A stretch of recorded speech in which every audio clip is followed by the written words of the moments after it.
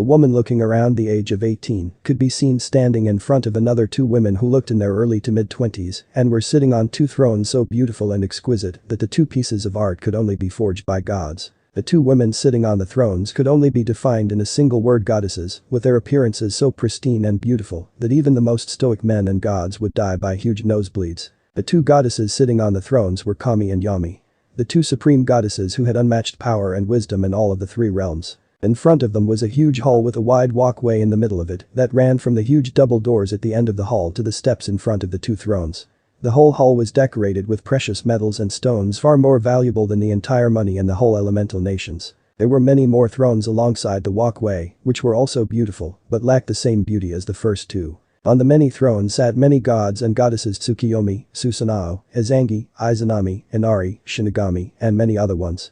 All of them rarely had the same opinion on the many subjects discussed in the court, but today was such a day where every single one of them had a serious expression on their face, and all of them were looking towards a single figure standing in front: the two supreme goddesses. The woman in question was tall up to 5-6 feet, had long waist-length midnight black hair with an unearthly shine to it.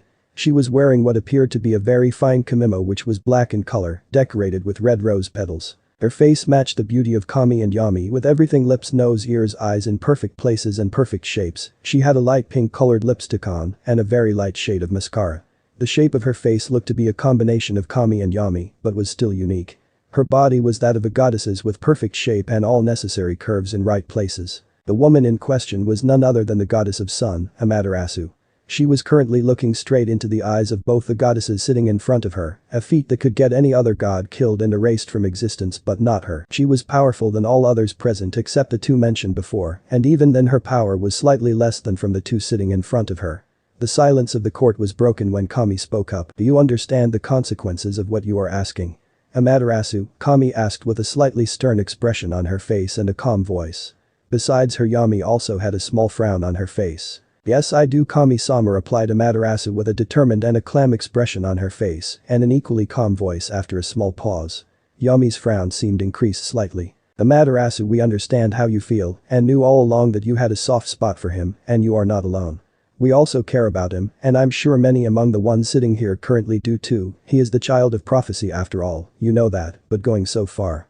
Yami trailed off from her speech after seeing the expression on the woman in question's face. Amaterasu still had the same expression on her face, but it had slowly started to change into a look of fury, but the change had stopped once she, Yami, ended her dialogue, but she could still see it in her, Amaterasu, eyes. Ami sighed in what seemed to be in resignation and spoke up. "It seems her decision is final, Yami-chan, and besides she can make her own decisions, we can only question them, not judge or deny them." She again sighed and stood up. "I, Kami, the goddess of life, approve of the goddess of sun, Amaterasu's decision of making Naruto Uzumaki Namikaze as her life partner to whom she will be bound for all eternity, and this change will be irreversible for all eternity." Murmurs and gasps of surprise could be heard from everyone in the court except Amaterasu, who had a small content and a happy smile on her face. Kami looked at Yami, who also sighed and stood up. "I, Yami the goddess of death, approve of the goddess of sun, Amaterasu's decision of making Naruto Uzumaki Namikaze as her life partner to whom she will be bound for all eternity, and this change will be irreversible for all eternity." As soon as Yami finished her announcement, chaos broke in the court with many gods standing and shouting their disapproval. The goddesses looked surprised as well as baffled. Soon everyone felt a spike of power from the two supreme goddesses and froze. "I will not tolerate any form of misconduct in this court, and our decision is final. Anyone who does want to oppose it, keep standing, and the rest will sit down quietly till I say so. Is it clear?" Kami spoke in a dangerous voice and narrowed eyes, daring anyone to say otherwise, but all the gods who were standing and scared shit wisely chose to sit down and keep their traps shut. Ami sat down and sighed, looking over to the cause of all this trouble still standing in front of her, basking in happiness which showed in both her smile and eyes, and then looked at the disgruntled-looking god sitting in the hall. She of course understood why they were acting in such a fashion. After all, Amaterasu was the third most beautiful goddess after Them Kami and Yami, as well as third in power too. Therefore, due to combined effect of this, she was the most sought after goddess by all the gods for a life partnership. While such a thing mostly happened between lower gods and goddesses, which was mainly to increase their power and influence, it was not an uncommon knowledge that most gods hoped to bag one of the higher goddesses, in which Amaterasu topped the list. However, for all these millennia Amaterasu had turned down every single proposal and rarely showed any interest in such things, even when the Rakuto Sennin, with whom many goddesses were infatuated with, had defeated the mighty Ten Tails, she had raised only an eyebrow at that and had never spared more than a glance at him. But for some reason Amaterasu had been watching Naruto since the day he was born, spending more and more time in it and also skipping many sessions of the court just for it. It had been confusing at first, but now all of it made sense. Ami briefly wondered what would be Naruto's reaction toward such an arrangement and hoped he doesn't end up hating her for it, though as far as she knew about him, he would never end up hating someone such as Amaterasu, as she was her most favorite goddess after Yami, who could also be a bitch sometimes. Amaterasu's personality was very calm, collected, and reserved. She rarely ever got angry, but when she did, it was never a good thing. She wondered what would be her, Amaterasu, next move, and she did not have to wait for too long. Now that the major part is out of the way, time for the next move, Amaterasu thought with a smile. I thank you with all my heart for your approval, Kami-sama. Yami-sama. Amaterasu thanked in a soft voice and bowed a little. However, I still have some things to make clear and some more things to ask. Ami and Yami both raised their single delicate eyebrows in a questioning manner and nodded her to continue. Amaterasu, seeing this, turned towards the remaining gods and goddesses. I'm sure many of you are disappointed with the turn of events, but I have made my decision and expect all of you to respect it. Amaterasu said in a calm tone. However, her eyes were narrowed, and take it as an advice for the future that in any circumstance, if a single hair of my life partner is harmed due to the actions in which either one or more of you are directly or indirectly involved. Amaterasu's eyes turned red and a bright light erupted behind her as she released her power that impressed even Kami and Yami. I will personally erase the existence of the ones responsible for it in unimaginable ways, and not even Kami-sama or Yami-sama will be able to stop me from doing it. The tone of Amaterasu's voice was so dangerous that even the two supreme goddesses felt a chill up their spine. After finishing her advice threat, Amaterasu turned normal, and almost every other deity was frozen. Soon some of the more boastful gods regained their sense. Was that a threat, Amaterasu? Growled Susanoo, who never got along with his sister as she was far more powerful than him, and that made him intensely jealous of her. She looked at him. No, a mere advice to watch your steps from now on, dear brother, Amaterasu stated in what seemed to be a mixture of pleased and warning tone. Yami, who saw that things were going out of hand, soon intervened. I want you to take it as a threat, Susanoo, due to your history with your sister. And Yami told Susanoo and turned towards the rest of them. What Amaterasu said is to be taken as a forewarning by everyone here, and we will fully support her actions should she be forced to carry out her warning on anyone here. Is it clear? Many gods paled at hearing it. Getting a warning from Amaterasu was one thing, but with Kami and Yami supporting her, it was a completely different territory which no one wanted to enter. Thank you, Yami-sama. Amaterasu smiled at Yami, who smiled back, but I still have some things to ask. Amaterasu looked for their permission, who nodded. She continued. Amaterasu took a deep breath. As you must have guessed that I will be going to the human world to talk to Naruto Uzumaki about my decision, but I'm also going to gift him some skills that I see fit, for which I want your permission to borrow some powers from Tsukiyomi and Susanoo as my compensation for their actions against me in the past, which I still haven't forgiven. Amaterasu finished and looked at the two deities in front of her, who looked to be contemplating about what she had said. The whole court was in silence as no one wanted to interfere in the talk between higher ones, not after one of them had given a direct threat. However, Tsukiyomi and Susanoo seemed to be barely holding it. I suppose that can be done easily, as you had not received any form of compensation from either of them for their transgressions. Kami agreed and turned towards the two suspiciously purple-faced gods. Tsukiyomi and Susanoo, both of them under my order, will give a part of their power to Amaterasu as a compensation for your past actions. And don't be under the impression that you have a choice, Kami ordered in a final voice and motioned the two gods to come up in the front. Tsukiyomi and Susanoo got up from their respective seats and walked towards the three goddesses stiffly, as if they were having an internal fight with their own body against the motion. When they reached there, they walked behind Amaterasu and placed their hands just above her shoulders. As soon as they did this, their hands were enveloped in blue fire and seemed to be burning, which showed, as both the gods cringed slightly. After all, getting one's power sapped out hurts a lot. After ritual ended, both gods could feel their powers drained out and were glaring at Amaterasu. After that, both of them went back and sat at their respective places. Now that is out of the way. Is there anything else you want, Amaterasu queried Kami. No, I have everything I want, Kami-sama, but thank you for asking. But now I must take my leave, my job is still unfinished, replied Amaterasu with a smile as she bowed in gratitude and took some steps backward and was soon engulfed in black flames, and the flames extinguished to show that she had left. Kami and Yami both released tired sighs, both mentally exhausted due to the recent events, and dismissed the court. All gods left in their own fashion, like Susanoo with wind and lightning rotating around him. With Tsukiyomi, he was enveloped in white light and faded away with it. When Kami and Yami saw that everyone has left, Yami turned towards Kami. Times are going to be interesting from now on, don't you agree with me, sister? Yami said with a mischievous smile on her face. Kami returned the smile with her own mischievous one. Indeed, my dear sister, both of them giggled and soon a mirror-like screen appeared in front of them, showing that Amaterasu had just arrived in Naruto's apartment, who freaking out at her sudden appearance. Indeed, the future had just become interesting. Hidden Leaf Village. It was night time and the village hidden in the leaves or Hidden Leaf Village. The whole village looked peaceful with a full moon shining down on it and a light breeze flowing was through it. Most of the villagers were asleep, while many shinobi could be seen patrolling the village. Only a couple of lights were on, while the whole village was bathed in moonlight. And one of the lights belonged to the apartment of none other than the village's resident Jinchuriki, whose life was about to take an interesting turn. With Uzumaki Naruto. Uzumaki Naruto was an orphan of average height for a 12-year-old, with sunny blonde hair, fair complexion skin with light tan and bright blue eyes. However, his most distinctive feature was the whisker marks on his face, 3 on each cheek. He was sitting on the floor of his apartment and was wearing a white t-shirt with an Uzumaki swirl on the back of it and black shorts. His hands were held in a ram, hitsuji, hand seal, and there was a book on his head, and on top of it was a vase. His eyes were closed in concentration, and beads of sweat could be seen on his face. Come on. I just have to concentrate for some more time, and my chakra control will improve, then I will be able to do the clone technique. Come on, thought Naruto in desperation as he continued to concentrate. This exercise was explained to them in the academy, it helped in chakra control, as we have to focus chakra on the top of our head to keep the vase balanced. It would have worked for normal academy students who were in final year, but Naruto's chakra reserves were anything but normal. He already had more chakra than the Sandaime Hokage, not that he knew that. It was mainly because of the 9-tailed demon fox sealed into him at his birth by the 4th Hokage Minato Namikaze, which was also a fact he did not know.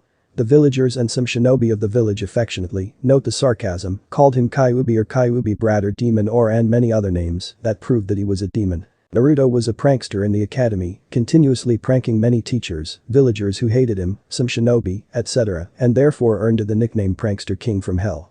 He was hated by a majority of the village, some were neutral towards him, while only a handful cared about him, which included the Hokage and the Ichiraku father-daughter duo. But currently, he cared about nothing else other than focusing on the task at hand, which was interrupted when suddenly, a mysterious breeze entered the room and started whirling in the center of it. Naruto hurriedly opened his eyes after feeling the wind pick up, thinking that he had forgotten to close his window and cursed himself. As soon as he opened his eyes he saw the wind whirling in the center of his room, which confused him, which led to him losing his concentration, and the vase fell from his head on the floor and broke into pieces. As soon as it happened the lights in his room went off. Silence. Naruto had not moved from his spot from when the lights went off.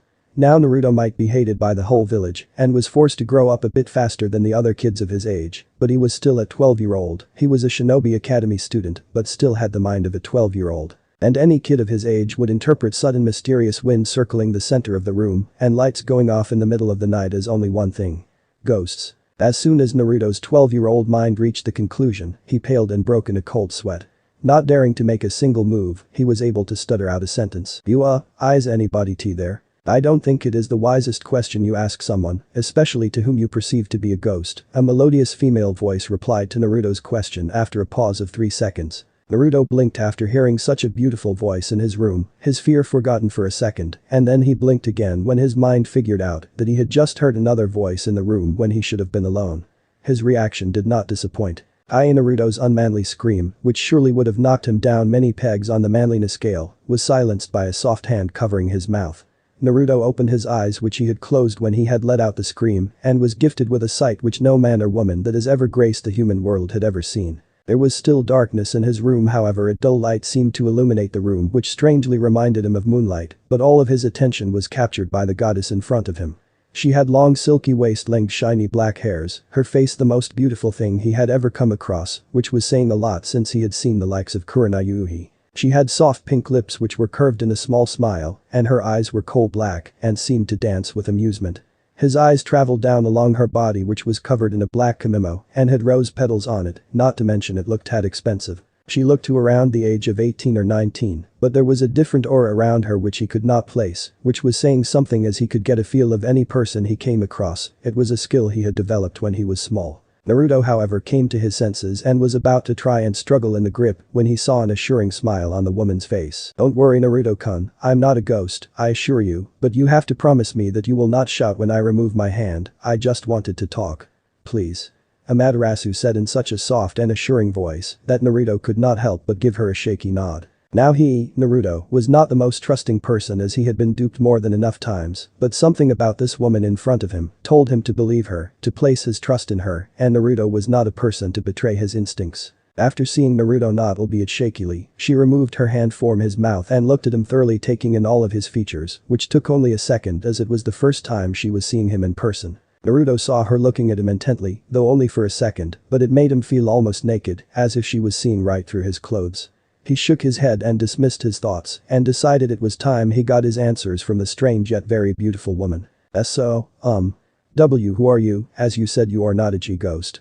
Naruto asked nervously. Amaterasu seemed to be thinking for a second and shrugged. I know that what I'm saying might sound very strange, but I'm a goddess, she replied with total seriousness. Now Naruto knew that he might not be the sharpest kunai in the pouch, but he wasn't stupid. He looked over at the woman in front of him and could honestly say that he was tempted to believe her, but simple logic and common sense overruled his thought process. Amaterasu noticed that he looked skeptic over her claim to be a goddess and was not surprised. After all, it was not every day that you appear in front of someone and claim to be a deity. Naruto narrowed his eyes at her and felt as if he was being pranked by some shinobi who decided it was funny to mess with the prankster king from hell. But I should at least give her a chance to prove herself, as all shinobi know that the title of prankster king from hell is well earned by me, Naruto thought. Okay.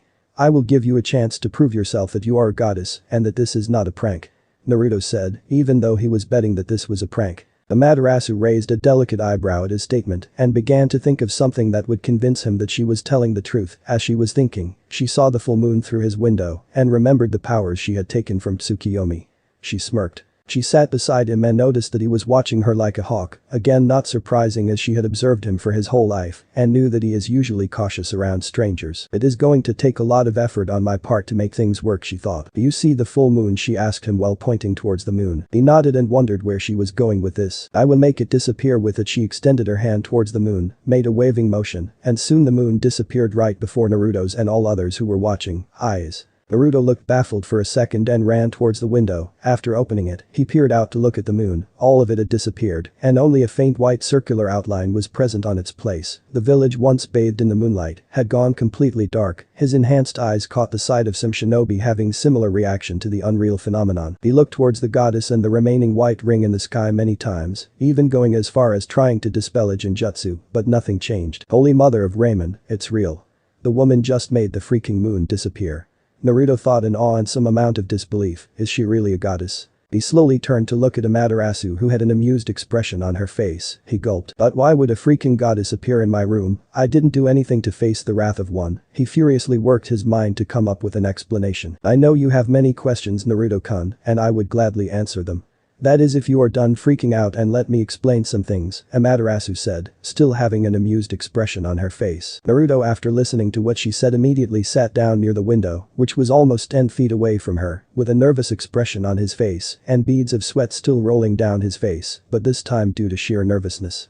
However, in his nervousness, he completely overlooked her usage of an affectionate suffix after his name. Amaterasu frowned slightly at the distance he kept from her. It was kind expected, but that didn't mean she has to be okay with it. He was her life partner after all. I guess I will start by telling you my name.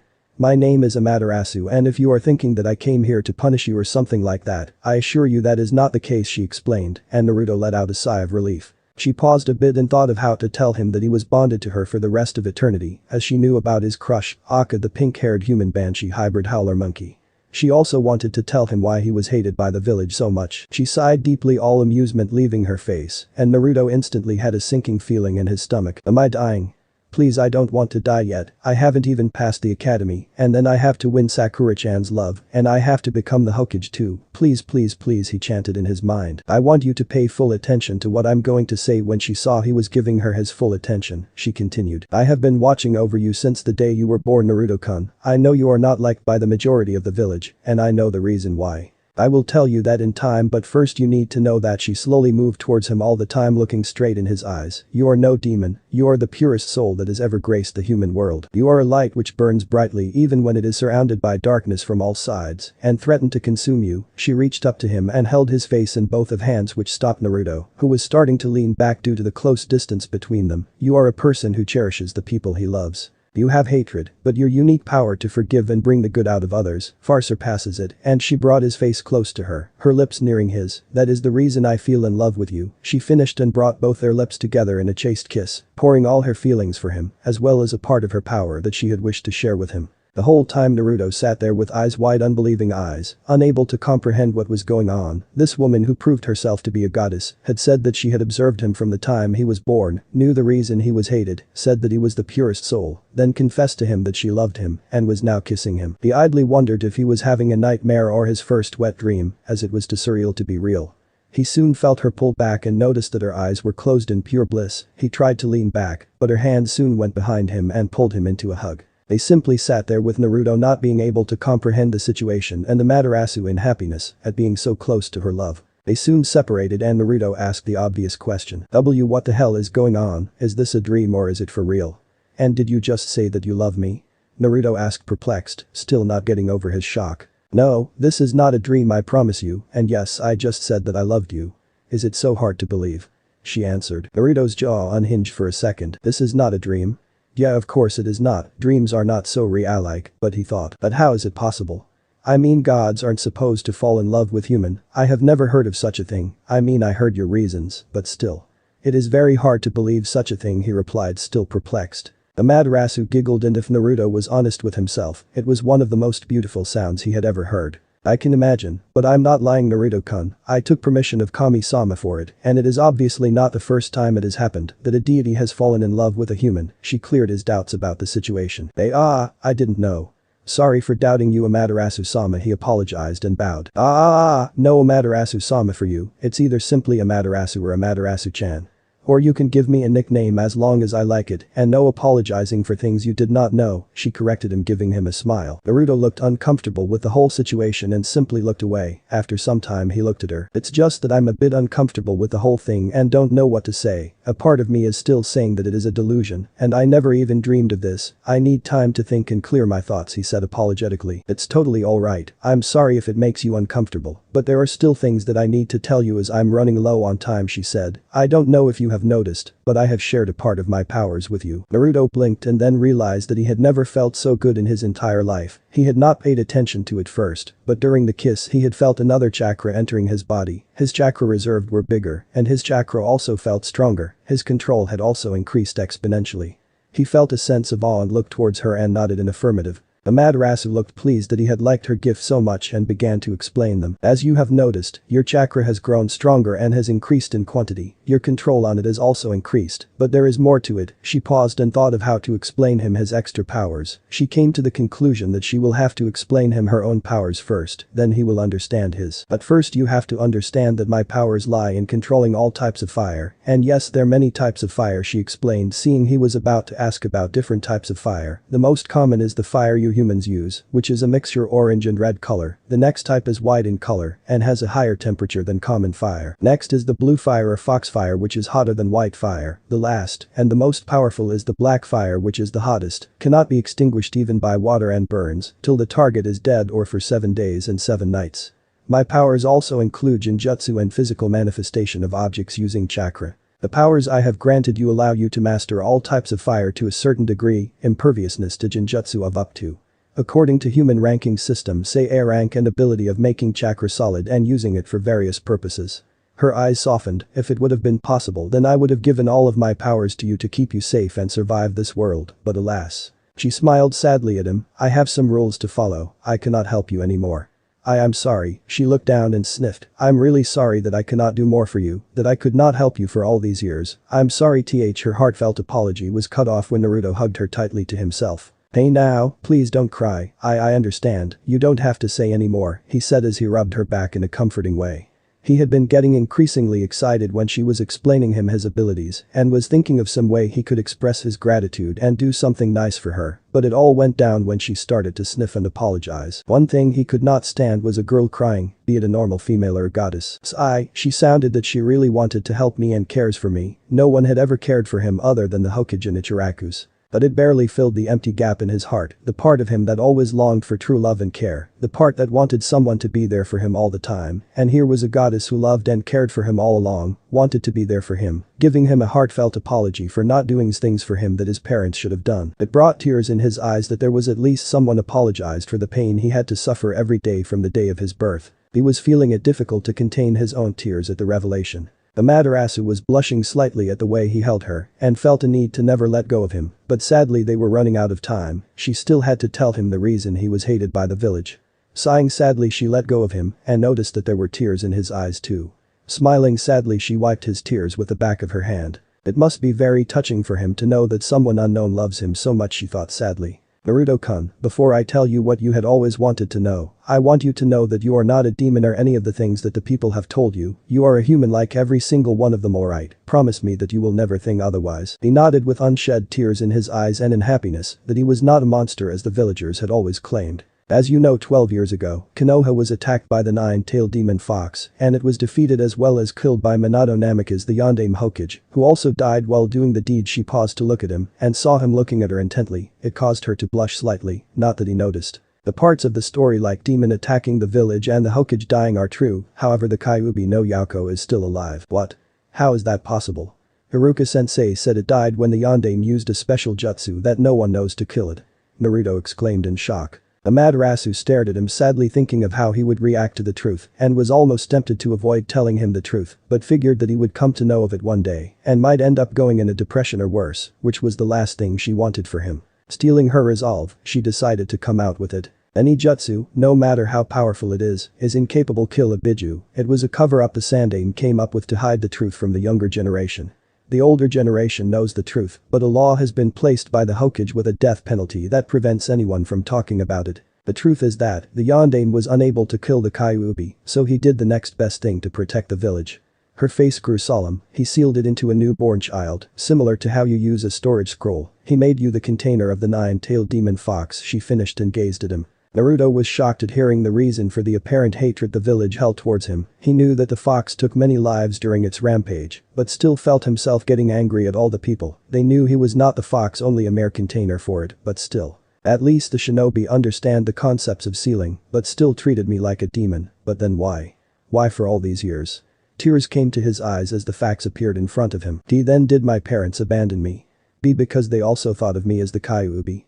Silent tears were rolling down his whiskered cheeks. After some time he looked at her and asked the obvious question. Why me? His voice was barely above a whisper, but Amaterasu heard it clearly. She knew the reason why. She cupped his face tenderly and spoke because he was a father who believed in his son. He was snapped out of his stupor and looked at her with wide unbelieving eyes. The Yondaime is my father? He asked, shocked at the revelation. She nodded. I am the Yondaime Hokage's son. But then why did he do this to me? And all these years Jiji lied to me about not knowing who my parents were. He must have known. But why did he not tell me why I was hated for all these years? Was he hoping to keep it a secret forever, thinking that I wouldn't find out? Why all these lies? He was raging mentally at the Sandaime for keeping all these things from him. He deserved to know everything, especially with what he had to endure for all his life. He was broken out of his thoughts hearing Amaterasu's voice. I understand how you must be feeling at this point, Naruto-kun, but please don't hate your father, because believe me when I say that he did not have a choice. The Kyuubi was running free, destroying everything in its path, and you were the closest available baby, and even if there would have been another one, your father was too noble to ask another parent to give up their baby for the sealing, as only a newborn can contain a Biju. He loved you with all his heart and wished for the village to treat you as a hero who kept the Kyuubi at bay, and even though his wishes were not followed, he would have been proud of the way you have grown up. He believed in you like a parent should have, she said, calming his inner conflicting feelings. She knew she had lied to him about a lot of things that happened on that dreadful night, the fact about his mother being the previous Jinchuriki of Kyuubi, the attack of the mysterious masked man, and many other things, but he wasn't ready for those things yet. He was already at the end of his line due to some many revelations. But she would tell him the whole truth one day, as he would be the one to avenge his parents. Her thoughts were broken when Naruto asked a question. Do you know who my mother is? He asked in a hopeful voice. Yes, her name was Uzumaki Kushina, but sadly she also died the day you were born. She was a rather unique character, and if I'm right, you inherit all your mannerisms from her right down to your verbal tic, she informed him. He blushed at the mention of his verbal tic and was very happy that he was so much like his mother, but sad at the same time knowing she has passed away. Can you tell me more about my mother and father? Please. Please. Please. He gave her his own patented puppy fox eyes no jutsu, a deadlier version of puppy dog eyes no jutsu. Amaterasu, after seeing how cute he looked, killed her almost irresistible urge, let out a squeal and hug him to death while on the outside. She took deep breaths to calm herself. If he does it again, I really might lose control of my female instincts. God, that move of his is a lady killer, she thought. Yes, of course I'd be happy to do that, but we can do it the next time, as my time is almost over. She looked away from his face, which still held the cute expression. I have something for you. Huh? You want to give me something more? He asked, tilting his head a little and a bewildered expression on his face. Think of it as an early happy birthday present, she said, after which a katana appeared from somewhere in her hand, which she handed to him. It was easily the most beautiful katana he had ever seen, not that he had seen many. The sheath was black in color with designs on it which were golden in color. He unsheathed it to see its blade, which was pitch black in color, with the sharper edge being slightly lighter in shade. The handle was double length for the usage of two hands, and was also black with white designs on it. Its hilt was round in shape with a series of designs that seemed to be made out of precious stones, which were liquefied and recrystallized in desired shapes. All in all, the katana looked like it would cost a gold mine or more. He looked at Amaterasu with comical happy tears in his eyes and started saying thank you over and over again, at the same time bowing repeatedly. She sweat dropped slightly at the side in front of her as he started to hug the sword, in the same way you would expect a small girl to hug her favorite plushie toy. She gained his attention, who blushed slightly at being caught doing something that was embarrassing. She smiled slightly at that. I would like to tell you something about the sword. The sword you are holding is one of the finest pieces crafted by a blacksmith who lived a very long time ago. It has been in my possession for centuries, and now I would like you to have it as well as learn the art of Kenjutsu. It is a very useful skill, and also one of the very important. Naruto looked down at that. But no one would teach me anything, he said dejectedly. Amaterasu was quick to raise his spirits him as she continued to speak. Don't worry, I will provide you with the necessary scrolls and see over your training from time to time. I just wish I could spend all my time in this world with you while you are here, Sai, but it doesn't matter much, I guess. Nevertheless, we will be together again when you finish your life here and come to afterlife, where we can spend the rest of eternity with each other. She sighed wistfully and gave him a wink. Naruto was looking her the entire time and saw how much she loved him, and while he was happy, a part of him was slightly afraid too, as had never been in this kind of situation. Of course, he tried to impress Sakura every day and get a date with her, but this was something different, something more deep. And she's way beautiful than Sakura-chan, and her voice is also melodious, not to mention her lips taste so sweet, better than ramen and ga. Get your mind out of gutter, Naruto. You are not a pervert, he thought while blushing and shook his head. Unfortunately, Amaterasu saw it all. Having of perverted thoughts about me, Naruto-kun, she asked, deciding to have some fun with him as she already knew about his thoughts. And no, I was thinking something different, he said fearfully. Does that mean I am not attractive enough for you? She mock huffed, which Naruto did not catch on, downs of being a thickhead. Of course you are the most beautiful woman I have ever seen, he replied sincerely. Amaterasu blushed hearing the sincerity in his voice. Thank you, and you don't have to worry about not knowing what to do. We will spend as much time together as possible from now on. She leaned close to him. And I'm sure I will be able to make you fall in love with me before you can even say Sakura, finishing with a light peck on his lip. She leaned back and was pleased to see his face resembling a tomato. Naruto was a blushing mess due to her rather bold claim and vowed that he would also try and get to know her better, not to mention getting her back for making him embarrassed. No one gets away from me for getting embarrassed, Atebio, he thought conspiringly. Amaterasu felt a shiver going up her spine seeing the scheming look on his face.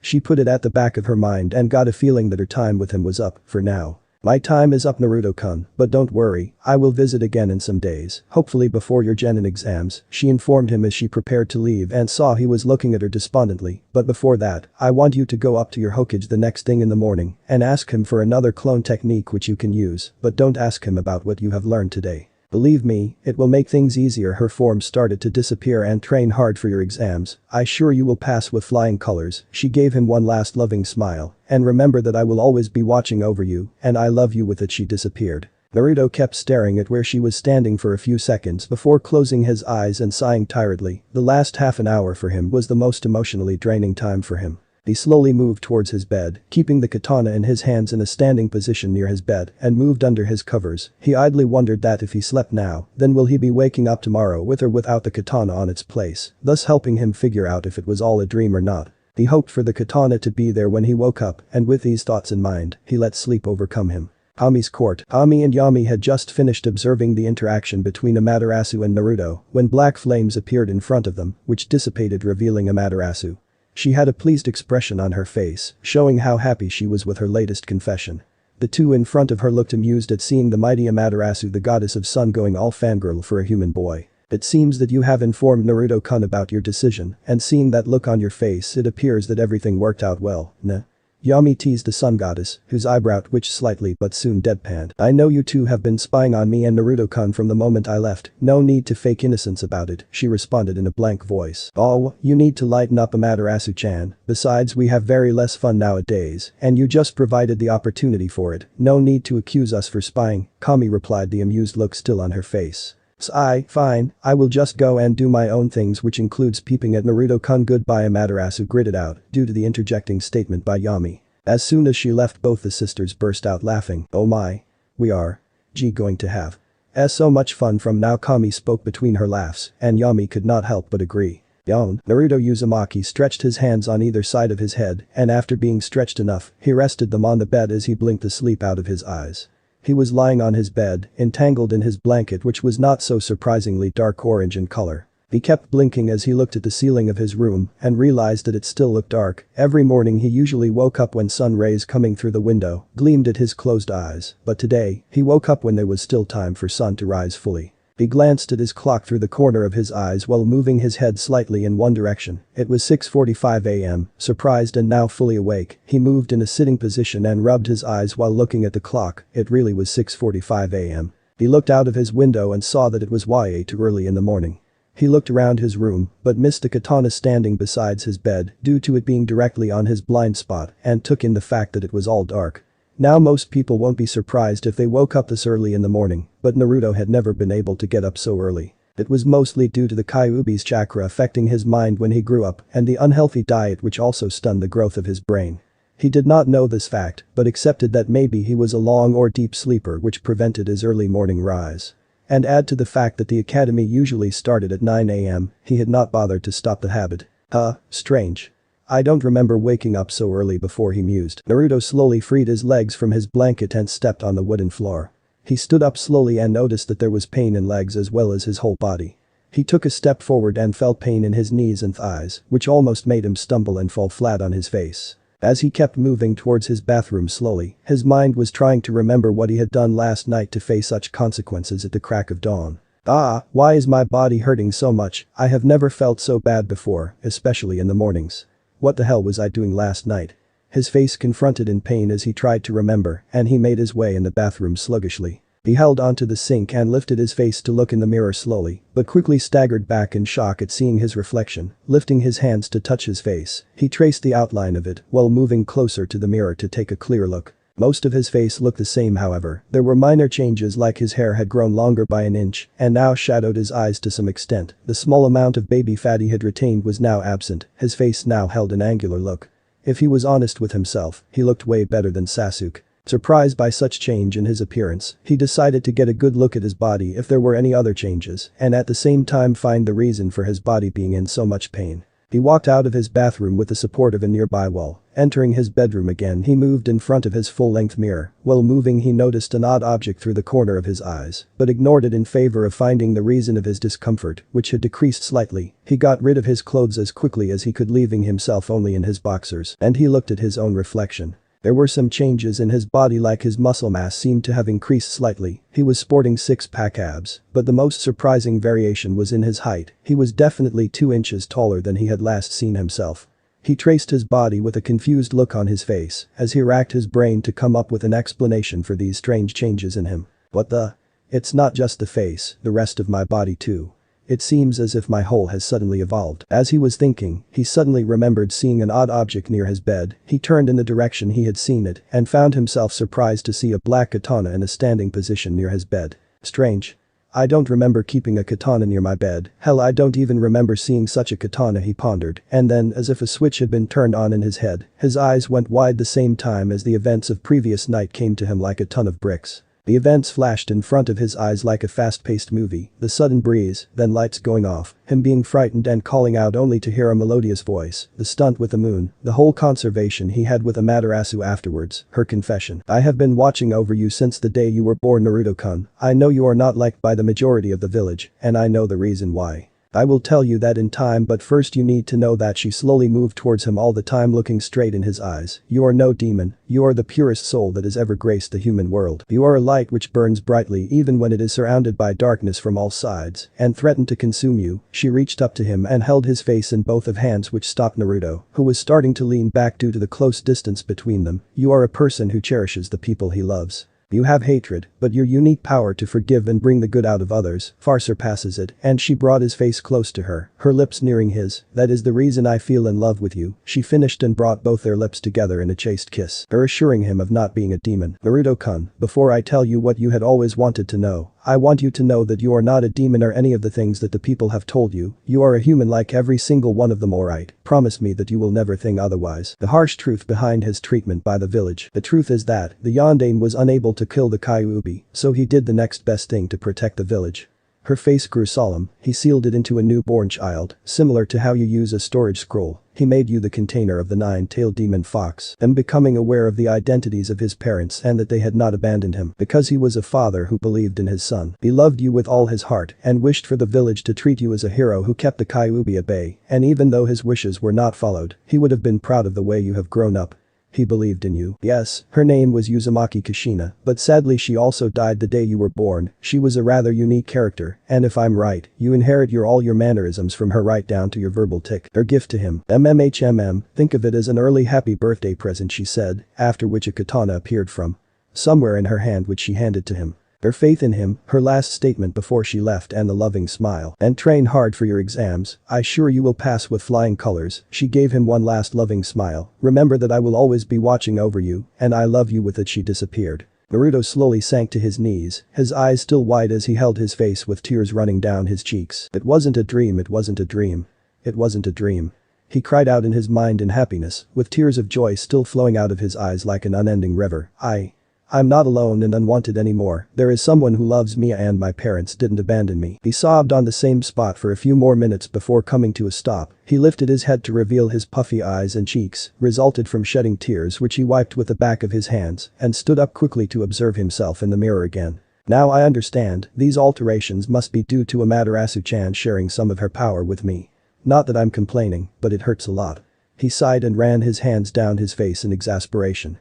He gazed at the katana again and wondered about its powers. After all, it made sense that it should have some kind of awesome power if it was in a goddess's possession for so many years. He moved about his bed and picked up the gift. He unsheathed its blade, which gleamed in a beam of sunlight. He remembered her last words. But before that, I want you to go up to your Hokage the next thing in the morning and ask him for another clone technique which you can use, but don't ask him about what you have learned today.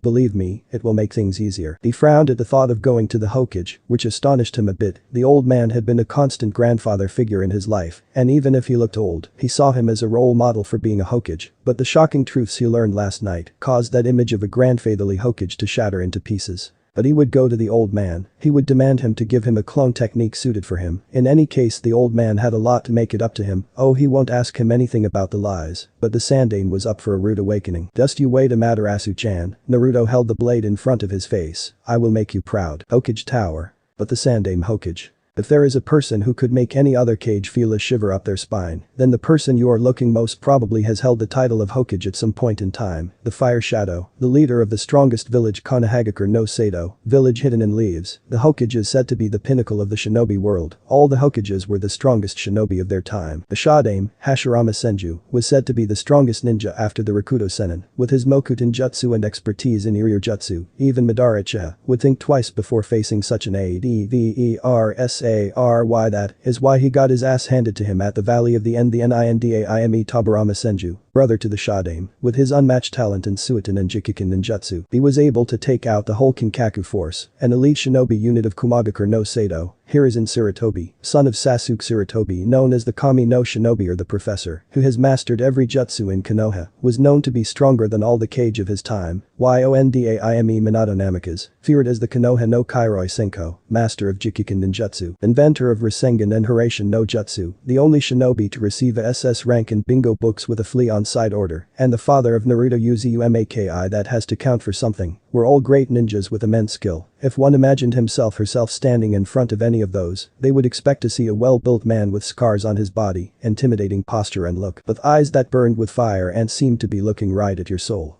However, at the present time if one would look at the old as time man sitting behind a desk with a funny pointy hat on his head with a kanji of fire on it and who was smoking through a pipe while glaring daggers at a stack of papers in front of him at the same time muttering about evil paperwork and damn you Minato, he or she would declare him as an senile old man. But that particular old and senile man was the Sandaime Hokage of Konoha. Damn you Minato for leaving me do all the paperwork, and if that was not enough, you just had to take the secret of finishing paperwork quickly to your grave. Cursed Sandaime the 38th time that morning. He had arrived in his office at the designated time in the morning and had just started to fill his smoking pipe for his early morning dose of nicotine that his secretary had came and informed him of a council meeting that the civilian side of council members had called. Flashback.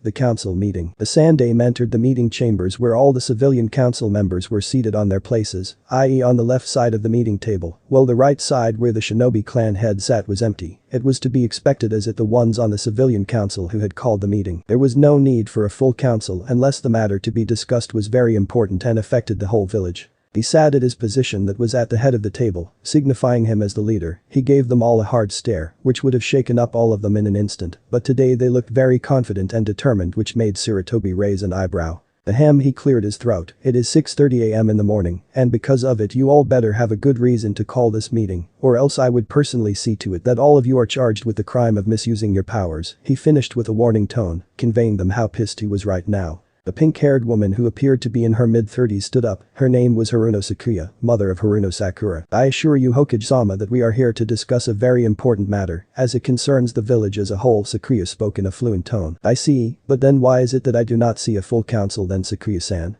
Sarutobi asked with narrowed eyes. He was starting to get an idea about the matter they wanted to discuss. Sakuya's confidence level dropped down a bit seeing the leader's eyes narrow a bit, but seeing the confident looks on her fellow members' faces, she regained her too. That is because we all had personally wanted to discuss it first with you Hokage-sama, she reasoned with him. The Sandaime looked at all their faces to see that they all wore identical expressions and sighed. Fine, go on Sakuya-san, he replied. Sakuya, seeing that she had got the permission again looked at her fellow members' faces asking them for a silent permission. Earning a small nods from every single one of them, she continued. We wanted to discuss about the shinobi career of the academy student Uzumaki Naruto, she finished with a slightly nervous look and voice. Hiruzen barely controlled the urge to unleash his full killing intent on all the fools in front of him and slaughter every single one of them.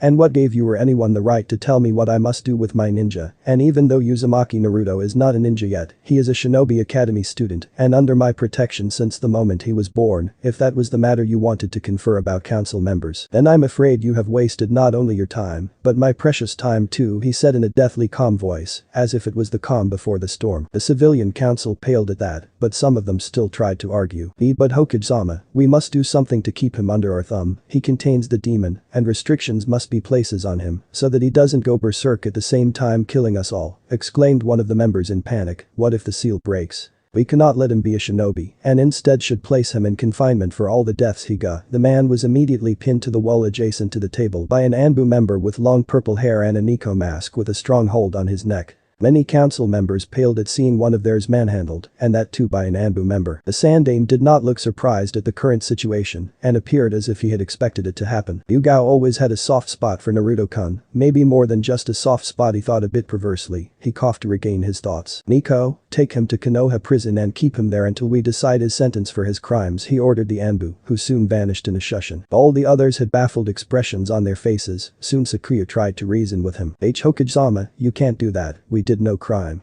We are just worried about the safety of this village when that child roams free on our streets, she reasoned, but the Hokage had enough of them. This is going to be my last warning to every single one of you here. If any one of you ever dares to talk or even think that I am going to treat Uzumaki Naruto any different from the rest of the village just because of your irrational fears, then you are in for a rude awakening. All of you are dismissed. He warned and stood up as he took walking towards the door to leave, but stopped to give one more admonition. The academy graduation exams are 1 week from now, and if anyone tries to sabotage Naruto's exam, you will be held responsible and put in prison for the rest of your lives, and with that he left. Flashback end. Sarutobi rubbed his temple to get rid of that early morning headache. Really, one would think that they would have given up on trying to make Naruto suffer more than they already have. Now if only all his ninjas, especially Kakashi, were that determined about their duties. While thinking these thoughts, he saw the regular academy report lying on his desk. He picked it up and read all the details about various students. His eyes particularly stopped at the Naruto's name, Scanning all his details, he could not help but heave a sigh. The boy had been the dead last of his class since the first year, sucked in academics, decent in weapons, had no definite jutsu, inability to perform the Bunshin no jutsu, clone technique and many other holes in his training. He knew that it was not Naruto's fault that he was unable to perform the clone technique, but He Sandaime could not go against the rules and favor a single student. Damn it, the headache was increasing because of his current thoughts. He decided to look out at the village, which was a great view to his old eyes. Seeing the peace in his village always soothed his worries and headaches. He was just about to swivel his chair that he heard some noise outside. "You can't go in there if you don't have an appointment, boy," shrieked a female voice. Definitely his secretary, only she had such shrill voice, and by the way she said the word boy with distaste, it wasn't hard to figure out who the other person was. Thought he would have to do something about her apparent dislike towards children. "I don't care, I'm going to see the Hokage, and you can't stop me," yelled another voice stubbornly. Yep, definitely Naruto, though it sounded a bit different than it should be. As Hiruzen had expected, his door almost immediately was kicked open, but the side he had expected was not the one he was seeing right now. Instead of a short boy in orange jumpsuit, short unruly blonde hair, and a slightly childish face, he saw a boy with an average height, wearing a black full-sleeved shirt with an Uzumaki swirl in the front, dark blue shinobi pants with a kunai holster strapped to his right leg, and longer than he had imagined blonde hair with an angular face. It left him slack-jawed for a second, but soon recovered from his shock. It had been at least 2 months since he had last seen Naruto, so he figured Naruto, must have hit a growth spurt, as it was common for boys his age. But it didn't mean that he wasn't curious about the changes he was currently seeing. Naruto smirked slightly at seeing the expression on the Sandaime's face, even if it was just for a second. If he were his previous self he would have totally missed it, but he had found out that due to Amaterasu's power, his body had not only developed physically, but his senses, mental powers had increased. The ability to notice even the slightest things was also included in his arsenal of abilities. He schooled his expression in a neutral one, which also made the Sarutobi raise an eyebrow. He had not forgotten how the Hokage had lied to him for all these years. It was time for action. "You wanted to talk to me, Naruto-kun?" Sandaime inquired, putting on an expression of mild amusement, but sadly Naruto was in no mood for it and decided to go for it straight. "Yes," Naruto nodded, "I still cannot perform the clone technique, even after mastering all the chakra control exercises taught to us by Iruka-sensei and Mizuki-sensei." Sarutobi raised both of his eyebrows in surprise at hearing the seriousness in Naruto's voice. He was rarely serious about things. "And the problem," he said, caused the old man to hide a wince. Even after all these years he was unable to understanding of Minato's seal. Therefore he was unable to guess the amount to chakra Naruto would have when he grew up, but it seemed he should have thought of a worst case scenario. "I see. So you want some more chakra control exercises? You could have asked Iruka, he would have helped," Sandaime offered. Naruto had known or at least expected the Sandaime to say this and had already come up with a plan. He shook his head in negative. "No, I want some other clone technique that I can do. Iruka-sensei had taught us that there are more clone techniques, and surely you know more than one," Naruto answered in a bit of a pleading tone, but still sporting a neutral look. The Sandaime was now confused due to Naruto's request and was almost tempted to see if he really was Naruto or some impostor, but he could sense the chakra in Naruto that was special to him due to being Kyuubi's Jinchuriki.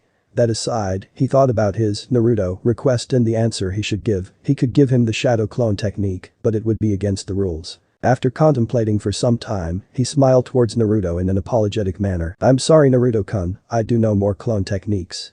But it would be against rules to give you special treatment. All the academy students should get the same treatment." Seeing Naruto about to protest, he held up his hand. "But I can give you more chakra control exercises that will definitely help you." Naruto made a thinking face at that, as if considering his offer, but inside his mind, he was very angry at hearing the Sandaime's response to his as polite as he could manage request. Even now a major part of his brain was telling him to start yelling and questioning him about many things, but he had kept his patience for the time being. But hearing things like it would be against rules to give you special treatment, all the academy students should get the same treatment caused his already thin tolerance to almost tear into pieces. He so wanted to argue against the statement, he had seen it with his own 2 eyes. The number of times Sasuke got special training from academy teachers after the academy hours. The number of times Sasuke got better kunai and shuriken from the sanctioned academy supply. The number of times he had seen the bastard getting scrolls and personal training from the jonins who came for special lectures at the academy. He could not argue against the fact that Sasuke was talented, not extremely so, but he still was. That was to be expected when you are born in a ninja clan, especially as powerful and with a rich shinobi heritage as the Uchiha clan. But it still did not change the basic facts that Sasuke had been getting special treatment. Not only him but all shinobi clan heirs, bar Shikamaru and Choji, as one was too lazy, while the other liked eating more than anything, and the sons and daughters of council members got it too, in one form or other.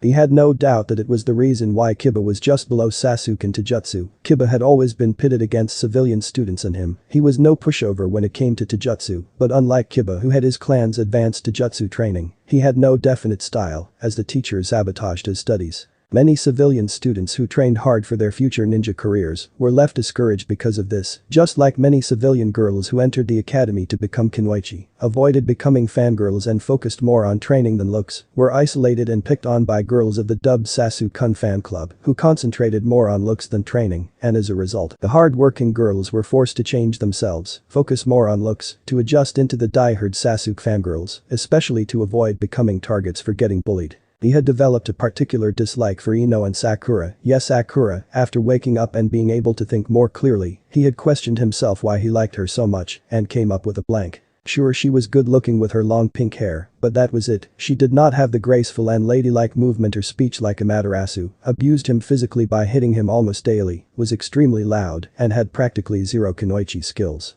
She was even weaker than him, duh.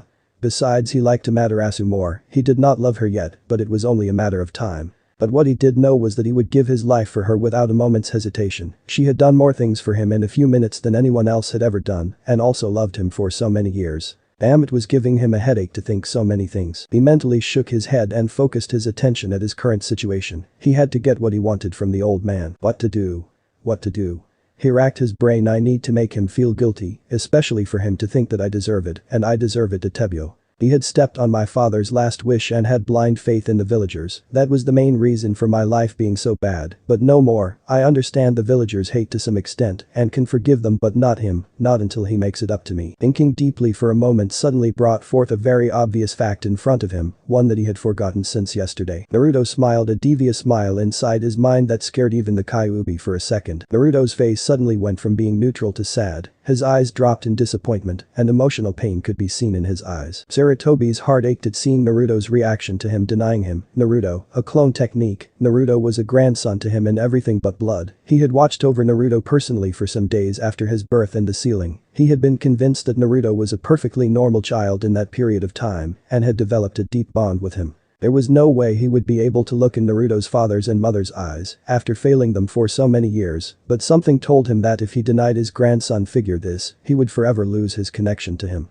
Sighing tiredly due to this, he decided it was time he made up to Naruto for all the things he had suffered in his life. Alright Naruto-kun, I will give you a clone technique, he assured. It caused Naruto's sad face to blossom into a smile, but I will need some time to write it down in a scroll. Is it okay with you? Naruto nodded furiously on the outside while inside his mind, chibi Narutos could be seen running around with signs in their hands saying victory. Sarutobi smiled at seeing the smile on Naruto's face. It was nice to see his true smile occasionally. Suo, when should I come to pick up the technique? Naruto asked excited. He may have matured a bit but was still a sucker for ninjutsu. Why don't you come in the evening? I will have it ready by that time, Sarutobi replied as he continued to smoke on his pipe while looking out of the window. Okay, Jana. As soon as Naruto turned around to leave, another idea suddenly clicked in his mind. I could ask for some tips for my training from him. After all, he is the best of the best, he thought. He was in a need for some serious training if he wanted to pass the graduations with flying colors. They were a week away, and he needed to use every single second of it, and since all final year academy students are given a week off for personal training, he had decent chance to excel in the exams. Turning around again to face the Hokage. Hey old man, can you give me some tips for my training, since I need to train for my exams, and well, you are the best ninja in the village. And he trailed off with his hand scratching the back of his neck and an embarrassed look on his face. Sarutobi turns back slowly to look at Naruto with a look of interest, finding an embarrassed look on his face. He chuckled and decided to help him a bit more. So you have finally decided to get serious about your training, Naruto-kun? Chuckled the Sandaime. Yeah, hey, what is that supposed to mean? Asked an indignant Naruto with an angry look on his face. Oh, nothing, Naruto-kun, nothing. Seeing Naruto about to protest, he put up a serious face. Now you said you wanted advice for your training, didn't you? He asked in a serious voice that startled Naruto. Naruto nodded slowly. Then pay attention to what I am going to say, as I won't repeat it. Coughing a bit to start his speech, he looked straight in Naruto's zero eyes. Naruto was able to see the infinite wisdom and experience in the old man's eyes, and at that point he knew that he was seeing the eyes of the feared Kami no Shinobi, and decided to memorize every single word that came out of the legend's mouth. Being a shinobi is not a very big deal. Anyone can become a shinobi after some training in the basic arts of ninjutsu, jinjutsu and taijutsu, but a pause. Being being a true elite shinobi you must know and understand many things. Firstly, a shinobi is a ninja, and a ninja is an assassin of the shadows, master of stealth and deception, therefore one who desires to become a true shinobi. He must learn and master stealth along with deception. You must be able to make yourself unnoticeable, so it is good that you have decided to forego your orange jumpsuit. To train yourself in stealth, you must be able to move silently at the same time you must be able to camouflage yourself into the surroundings. It can be done by wearing suitable clothing and learning how to suppress your chakra signature. The best way to learn silent movement is to try and sneak up on normally alert animals like the Nara clan Deers or animals with acute senses. He took a pause to mentally summon up his knowledge. Now that is out of the way, the second thing you need to know about being a true shinobi is physical conditioning. As you know, the chakra is made up of two parts, the spiritual sense and the physical sense. When one conditions himself physically, he is not only adept for fighting for a longer time, due to higher stamina and more physical strength, but also has a stronger physical sense of chakra which increases one's chakra density, while simultaneously increasing the strength of your chakra. For physical conditioning, I recommend you to create your own rigorous physical workout regime, which should include all exercises taught in the academy, and more. You can find many additional ones in the shinobi section of the public library. You can also buy training weights which will help you to increase your speed. Thirdly, you must understand that the strongest ninja is not the one with the most number of ninjutsu or genjutsu or the most powerful taijutsu, but the strongest ninja is the one with the strongest mind. Your mind is where your true power originates from. Your mind is the one that makes split-second decisions in a combat. Your mind is the one that stores all your knowledge. A strong mind is the one that protects you from mind-based attacks in genjutsu. It also helps you to keep your calm in tough situations and in strategizing. To train your mind you must perform meditation exercises. Playing strategy games like shogi is also recommended. I know you don't like studying and reading, but it helps if you know things about medicinal herbs, shinobi skills, basic geography, math and sciences. Again pausing to breath and see if Naruto was paying attention. He was pleased to see that Naruto was hanging on every single word and had a look of full attention, baffling him a bit. It was a rare sight after all. Placing his smoke pipe on the table after taking a single wisp of it, he continued in the same serious voice. The next is weapon skills. An average jonin is capable of an accuracy of 10/10 even at 50 meters and is able to throw even weapons like senbon with satisfactory precision. He also has some knowledge in kenjutsu and is a master of shuriken jutsu.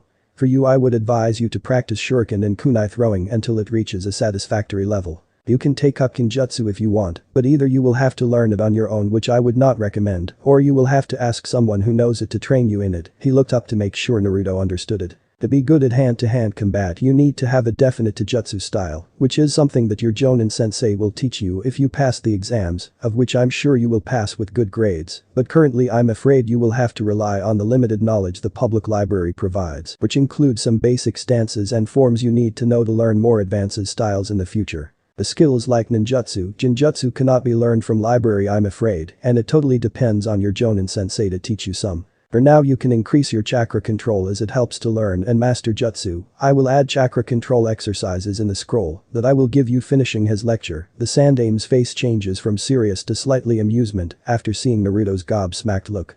It turned to a slightly concerned look thinking he had overloaded or broken poor Naruto's mind with his long lecture. Naruto had to admit that the old man knew things. He may have said he was angry at the Sandame, but he had not expected to get such a thorough advice. He knew that he could have asked Amaterasu, and she would have given a better one, but the fact that she was currently away and expected to be, at least for some time, he took it like a fish to water. He memorized every single word the Sandame had said, which he found quite easy. Snapping out of his stupor Naruto felt genuinely happy. Now he knew what he had to do to get stronger. Early in the morning when he had decided to train, he was clueless as to what his training should entail, but now all the questions regarding his training were answered, and he wanted to start as soon as he could. Getting excited by this, he quickly thanked the Hokage. "Thank you old man." With it he turned around to leave and reached for the door. Grabbing the handle he tuned to say some last few words with a mischievous smile. "Though you need to watch out from now on old man, as with your advice, I'm going to get that hat from you much sooner." With it he left, leaving behind a smiling Sarutobi, who turned towards the wall where the pictures of all the previous Hokages were hanged. His gaze stopped particularly at the fourth. "I'm sure you would have been proud of your son Minato." But Naruto. After leaving the Hokage tower, Naruto leapt on the nearest rooftop. His destination was to find a shop which sold shinobi utilities. He vaguely remembered purchasing weapons from a shop on the western side of the village some months ago. He remembered that particular one because it was the only shop which did not overprice him. Quickly moving in that direction he picked up speed due to excitement. They arrived in the western sector and sat on a rooftop to scan the area. Now Konoha was a very big hidden village with many people and shinobi living in it, so finding a single shop, even if in a particular area, was not an easy task. Ugh, how am I supposed to search the whole area? Sighing in frustration. Leaping down on the street, he started to walk at the same time, ignoring the curious stares being sent his way as he continued to search for the shop. Thankfully it didn't take him long, only 20 minutes or so, as he recalled seeing a bring red banner just outside the shop from his last visit. Bells chimed as Naruto opened the door to enter the shop. Looking around, he was glad that the interior of it matched with his memories. It was a fairly normal-looking store with various types of weapons hanging along the racks, some of which he did not even recognize. He made up his mind to make it as quick as possible and went near to counter to see if it was the same man who sold him the weapons the last time. However, as he went near it, he was surprised to find a familiar-looking girl behind the counter who was busy reading a book. He tapped on the wooden desk to gain the familiar girl's attention. Tap tap. The girl suddenly looked up to see him and stood up while keeping the book aside. She had an embarrassed look and a slight blush on her face. Welcome to Daisuke's Weapons and Utility Store. How may I help you? She said in an embarrassed tone and a small smile. Naruto got a good look at her face. She had shoulder-length light brown hair with two bangs framing her face. Her skin tone was fairer than his. Her face was somewhat triangular in shape with dark brown eyes and dimples due to her smile. She was an inch smaller than him and was wearing a dark blue-colored half-sleeve t-shirt, while he could not see anything below due to desk blocking his view. All in all, she looked quite pretty. It ticked in his mind where he had seen her. She was in the same class as he was. What was her name? Me. Maiko. Yes, that's right, her name was Maiko, though I don't remember seeing her the last time, he thought. Naruto saw her eyes widen slightly in recognition and smirked. Naruto? Is that you? She asked, wide eyes and surprised voice, no doubt due to his sudden changes. Yeah, it's me, Naruto. I didn't know that you own this shop, he said while scratching the back of his head and a smile. He saw her blush slightly and shake her head. Looking at him, she asked, what happened to you? You look different and you got rid of your jumpsuit. He was fairly surprised to hear her question. He had thought she wouldn't care. Why yeah, well you can say that I hit a growth spurt of sorts, and I just decided it was time to change my clothing, as our graduation exams are close. I figured orange wasn't the best color for a ninja, he said, slightly embarrassed. She snorted. Yeah, it was an eyesore, and I didn't even recognize you without it. An awkward silence of a few seconds followed as Naruto did not know how to respond to that. Thankfully it was broken by Maiko. So are you here to buy some weapons? She queried. Naruto nodded. Yeah, I wanted some kunai and shuriken. And maybe some set of clothes. She nodded as she went inside the store to bring the required items, while Naruto looked at the various katana at display and began to compare them to the katana Amaterasu gifted him, which he had kept at his house. He saw Maiko return with 2 sets of shuriken and a set of kunai. Seeing this, he moved towards the counter. Will these many be enough? She asked him while showing the sets of weapons. Yeah, these will be enough, he replied with a smile which again caused a small blush to appear on her face. She kept the weapons aside and asked him to follow her inside. So what type of clothing you would like? She asked as they moved into the clothing section. She saw him browsing through a few shirts and frowned. Frankly, I don't have any idea about what type of clothing would suit me, he said a bit self-consciously and a small embarrassed smile. She sighed and shook her head with an amused smile. I really shouldn't be surprised by that, but here, let me select some good ones for you. You don't mind, do you? She asked, still amused as she moved besides him and started to go through various clothing. No, I don't. It helps though, as girls know more than boys in that department, Naruto said as he moved aside and leaned against the adjacent wall and closed his eyes to think about his training. You know, it feels somewhat weird. I mean, talking to you like this. Hearing her quiet voice, he opened his eyes and saw she was still busy looking for something and had spoken while doing her work. After processing her statement, he frowned slightly. What do you mean? She pulled you a half-sleeved black shirt and kept it in the pile of clothing by her side. I mean, don't get me wrong, it's good having a sensible talk with you for once, but in the academy, I always pictured you a very hyper boy and always trying to get a date with your Sakura-chan. Seeing you so calm and without your orange nightmare, it feels different and slightly weird. I saw you yesterday in the class, still acting and looking like usual, but such changes in a single day. I was just wondering, you know, she explained herself while still browsing through some full-length pants, but stopping for a second to make quotation marks in the air. Naruto thought for a second about what he should tell her. What she was saying was the truth. There was no denying it, and he was an orange clown in love with his Sakura-chan till yesterday. He had got away with his changes from the Sandame, who had not seen him for a month or so, and concluded his different appearance as a growth spurt, but what explanation should he give her? He decided that it was the best if he avoided saying anything about it. "Well, I'm surprised that you paid so much attention to me," he teased slightly. She turned and looked at him with a blank stare for a second and returned to do her thing. "It's got nothing to do with paying attention to you, Baka. It's just that you are too loud to be ignored," she shot him down with a deadpan voice. "Ahahaha. I guess you are right there." He trailed off as he eyed the growing pile of clothing besides the girl. Not to interrupt you or something, but don't you think those many will be enough? I don't think I can pay for more," he pointed out. Maiko turned to him with a confused expression which he thought looked cute and saw him point at the heap of clothes besides her. There were 5 sets of pants and shirts in various dark colors. She blushed and gave a hurried nod as she collected the garments and moved into the front with an amused Naruto behind her. She went behind the counter and rang up the price while still sporting a blush. She had been so caught up in their conversation that she had forgotten what she was doing. She had always wanted to have a chat with him, as she was inspired by the way he never gave up and his hard work. She herself was a girl with a civilian background, and so it was difficult for her to compete with other students with a shinobi background. She had once been a target of bullying by the Sasuke fan club girls, but she never gave in to them. It also helped that Sasuke was not a person of interest to her. It was after seeing Naruto struggle and never give up that she decided to follow his example, not that Naruto knew any of these things. She handed him his goods and he paid the required money. "Thank you for helping me, Maiko. I really appreciate it," he said as he moved to leave. As she looked on, she suddenly got an idea. "Hey Naruto," he looked back at her and raised an eyebrow seeing her shy look. "I know you are not good in academics, and you are better than me in some things, so if you would like to study or train together, we can do it sometime this week." Seeing both his eyebrows raised in surprise, she added, "That is, if you want to," she finished. Naruto's surprise could be clearly seen on his face. He had not expected her to say something like this in a million years, but figured it would be nice to have a friend. "Alright, I'll let you know when I'm free," he agreed with a smile. Maiko smiled and waved him his goodbye. Naruto waved in return as he left and closed the door behind his back. He completely missed Maiko's lingering gaze in his form as he left. Naruto started walking towards his home with the thoughts of Maiko's unexpected request on his mind. He was so engrossed in it that he completely missed the presence of his stalker, who had come dangerously close to him but escaped with an embarrassed heap. To be continued. See you in the next part.